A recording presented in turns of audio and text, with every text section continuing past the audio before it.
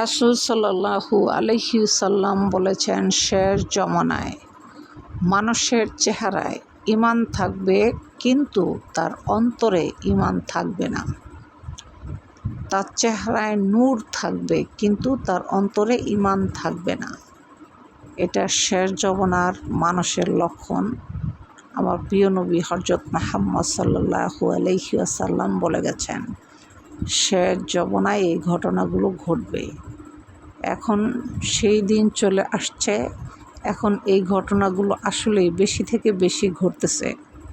মানুষের চেহারায় ঈমানের লক্ষণ দেখা যাচ্ছে ঠিকই, কিন্তু তার অন্তরে ঈমান বলতে শস্য পরিমাণ একদমই নাই।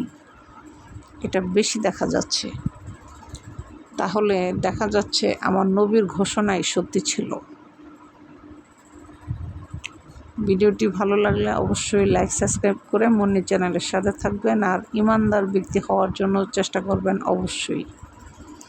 ঈমান এমন একটা জিনিস, আপনার যদি ঈমান না থাকে, শুধু চেহারার ভিতরে ঈমানের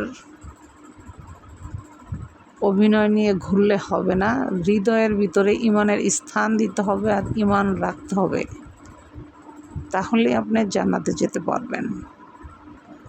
এই জন্যই আমার রাসূল সাল্লাল্লাহু আলাইহি ওয়াসাল্লাম বলেছেন, শেষ জমানার মানুষের মুখে ঈমান দেখা যাবে, তবে অন্তরে ঈমান থাকবে না।